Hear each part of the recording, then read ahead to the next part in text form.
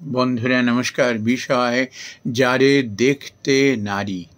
বন্ধুরা, এটি অত্যন্ত একটি প্রচলিত প্রবচন। যারে দেখতে নারী তার চলন বাঁকা।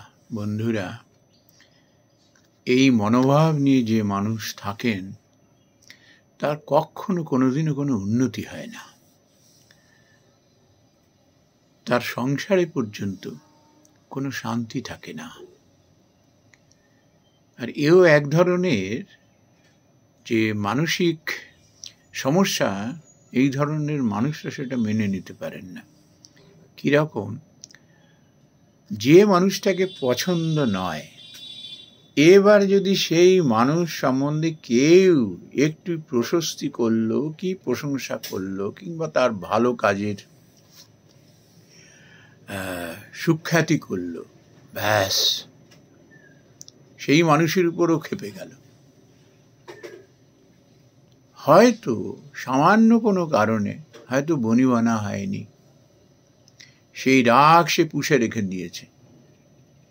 এই যে কত বড় মনের দৈন্যতা এবং মানুষকে যে কিভাবে অশান্ত করে তোলে, এটি তারা বুঝতে চান না। বন্ধুরা, আজকাল আমরা দেখি ব্যক্তি বিশেষ তো বটে, দল গোষ্ঠীর মধ্যে পর্যন্ত।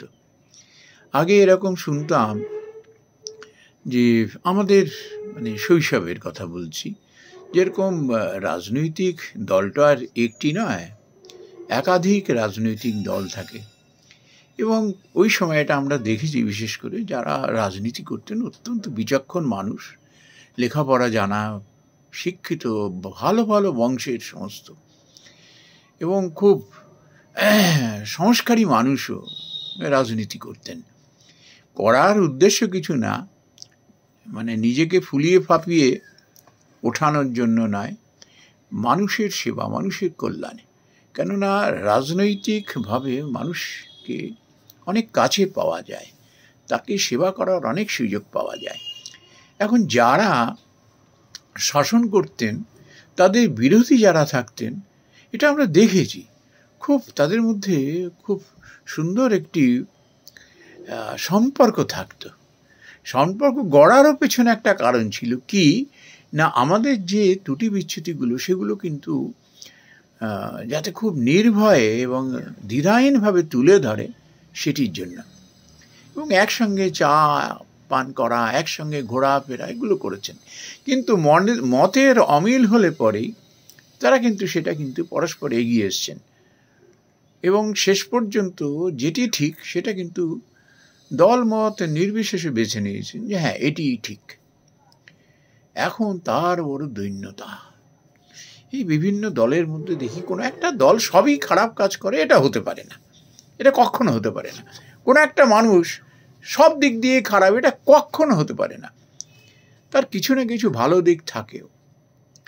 কিন্তু কি হয়, এই যে যারা দেখতে নারী তার চলন বাঁকা, হয়তো যে ভালো কাজটুকু করলো ওইটুকু অ্যাকনলেজ করলে পরে কিন্তু সে আরও কিন্তু ভালো কাজে উৎসাহ পায়, অনুপ্রেরণা পায়। কিন্তু ওই যে মনের মধ্যে রাগ পুষে রয়েছে,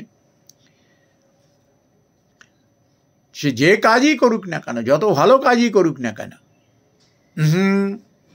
ভালো না, তার নিন্দা করবে, তার পেছনে মন্দ কথা বলবে, তার মনোবল ভেঙে দেওয়ার চেষ্টা করবে। এ বড় দীনতা কোনো মানুষের, হীনতা। আবার এও দেখা যায় যে অন্ধভক্তদের মধ্যে খারাপ কাজ করছে, নির্ভয়ে বলার ক্ষমতা নেই যে তুমি এটা ঠিক করছো না, এটা করলে পরে এই ধরনের তোমার ক্ষতি হবে। যেহেতু তাকে ভালো লাগে, যে তার স্বার্থে লাগছে, স্বার্থে তার কাজে লাগছে, অমনি সে যত নিন্দনীয় কাজ করুক না কেন, যত গড়ির কাজ করুক না কেন, যত অধর্ম করুক না কেন, তার প্রশস্তি করতে থাকবে, তাকে মাথায় তুলে নিয়ে নাচানাচি করবে। এতে যে সেই মানুষটার সমূহ ক্ষতি করছে, সে জেনে বুঝেও কিন্তু এটি করতে থাকে, স্বার্থতাড়িত হয়ে। এসব মানুষ মনে প্রাণে অত্যন্ত হীন এবং সমাজের পক্ষে খুব ক্ষতিকর। কিন্তু সেই সব মানুষ যারা শত্রু হলেও যেটি ভালো কাজ করছে, সে ব্যক্তি বিশেষ কি দল বিশেষ, সেটা নির্ভয়ে বলবে এবং অকপটে বলবে, না তুমি এই কাজটি ভালো করেছো, তোমার ওই জিনিসটা এটা আমার পছন্দ হয়নি, এটা তার কারণ হলো এই এই কারণগুলো বলি, কিন্তু এই কাজটি তুমি অত্যন্ত ভালো কাজ করেছো।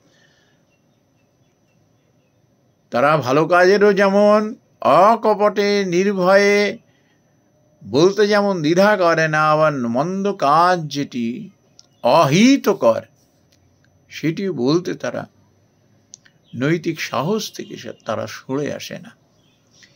এইসব মানুষ সমাজ এবং দেশ গড়ার কাজে অত্যন্ত প্রয়োজনীয়।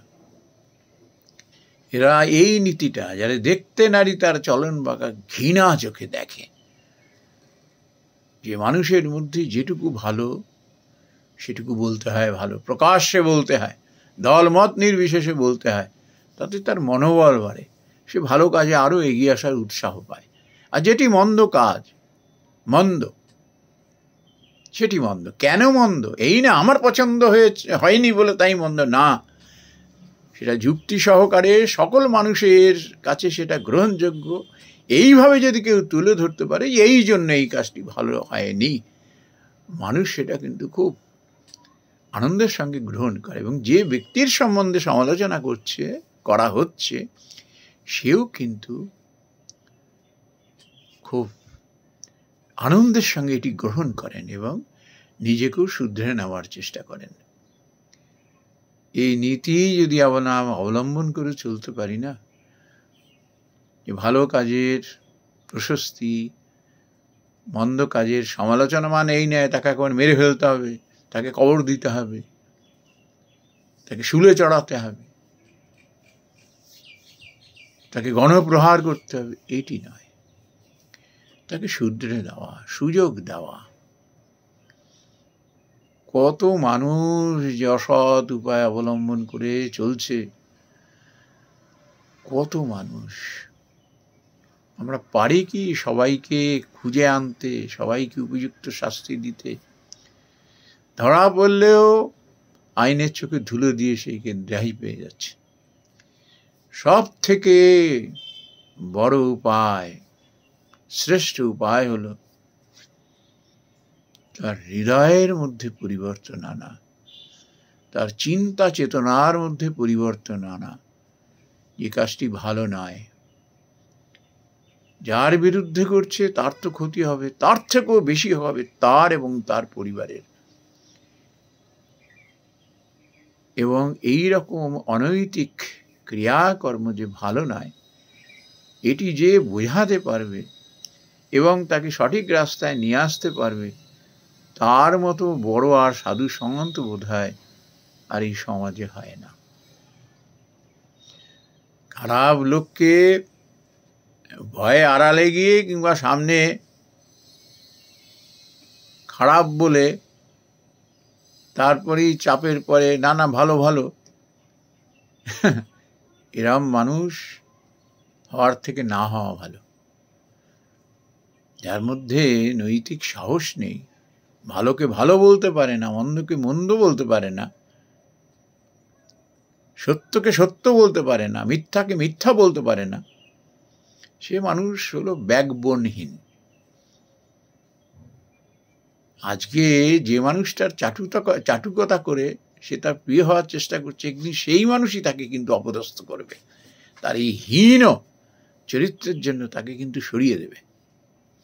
আবার উল্টোটাও দেখা যায়, যে মানুষ হয়তো তার সমালোচনা করেছে তাকে হেয় করবার জন্য নয়,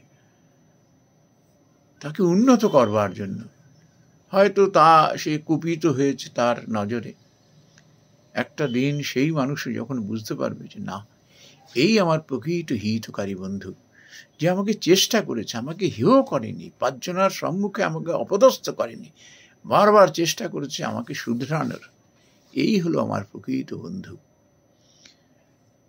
এমন মানুষ সেই ব্যক্তির শুধু না, সমাজেরও অত্যন্ত বৃহৎ বন্ধু সে। নমস্কার বন্ধু।